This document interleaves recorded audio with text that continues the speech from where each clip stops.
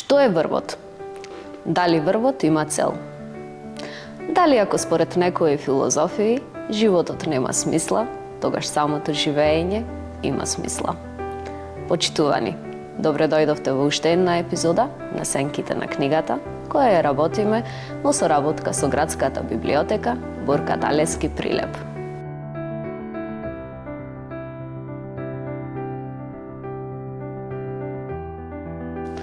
Денес ќе зборуваме за еден македонски писател и поет Ферит Мухич. Тој е професор на Универзитетот Свети Кирил и Методи во Скопје.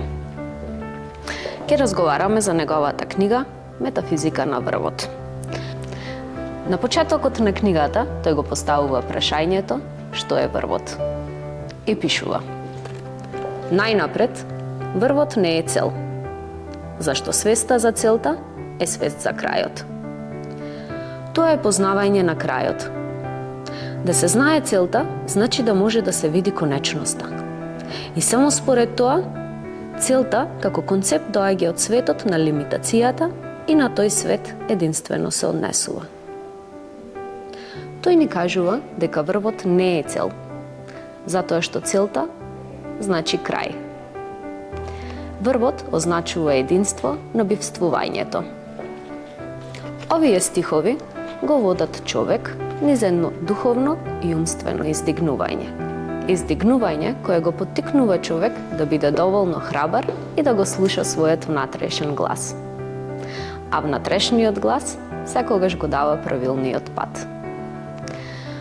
Кога човек чекори по патот, слушајќи го својот внатрешен глас, често е соочен со стравот од неуспех.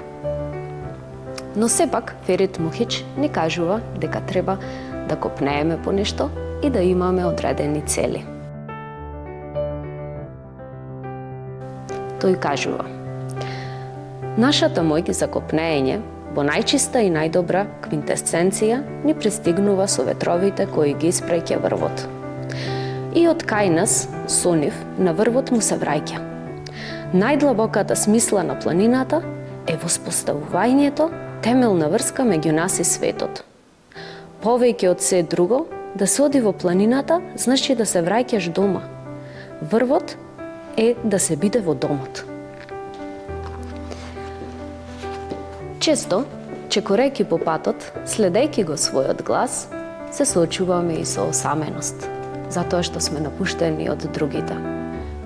Но сепак треба да сме доволно храбри и решителни да го следиме својот довик. Ферит Мухич во стиховите често ја спомнува и планината како символ кој значи некакво откровение.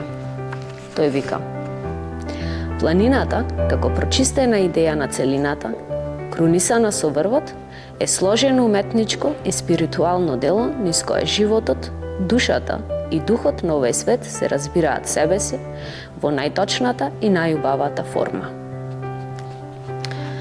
За Мухич незнаењето е недејствување, а дејствувањето значи осознавање.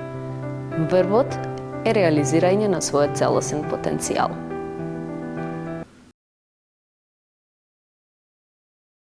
Почитувани, денес разговараме со една писателка од Крушево, Драгица Ристик Стојчевска. Здраво, Драгица, ти благодарам што прифати да гостуваш во нашата емисија. Ви благодарам на поканата. Сега скоро ќе имаш промоција на твојот прв роман, Замокот Арделјан.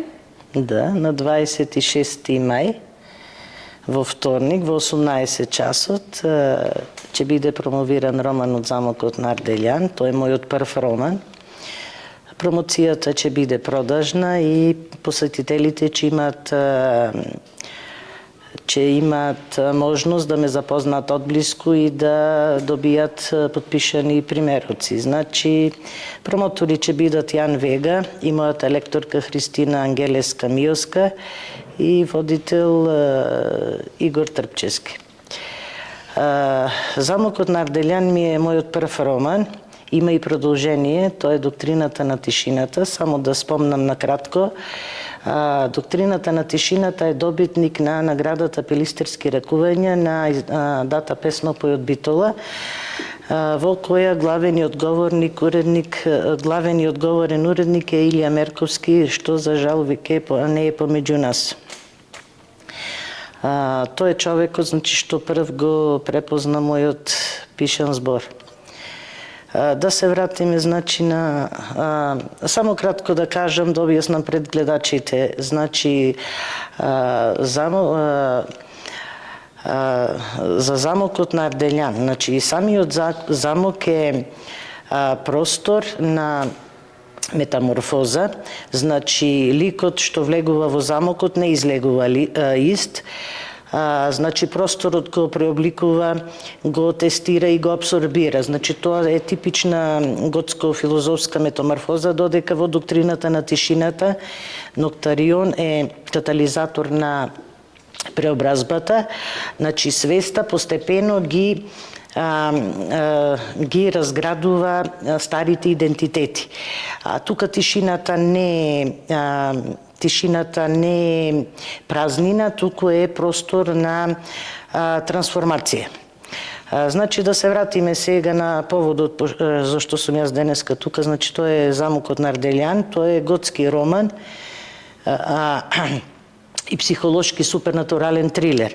Готски роман затоа што локацијата е стар замок со мистерија, тајни библиотеки, скриени простори.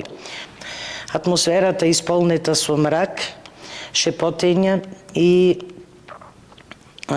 проклетство. Темата е судир помеѓу љубовта и темнината, животот и смртта и со силен акцент на проколнатото семејство. Книгата има готски, мистичен и филозофски тон. Значи, тоа не е табу. Такви книги постојат многу одамна, како Франкешта и посовремени трилери, како Името на розата од Умберто Еко. Читателите сакаат ритуали, темни символи, филозофија и затоа тоа ја прави оваа книга возбудлива и различна. Некои луѓе жанрот ќе го гледат како мрачен или еретички, но морам да споменам дека ова е уметничко дело, фикција, што ја истражува човековата вистина и мистериите на минатото. Што ве инспирираше да пишувањето, читањето, филозофијата и животното искуство се мојот најголем извор на инспирација. Пораката на книгата е, значи, да поттикнам да го поттикнам размислувањето и внатрешното будење. До сите млади автори сакам да им препорачам да бидат автентични, бидејќи автентичноста е најголемата сила на еден автор. Моја проценка за книгата е дека книгата нема да биде одбиена, напротив, ќе привлече публика што сака филозофија и мистерија. Сите нема да прифатат, но големите дела често провоцираат мешани реакции.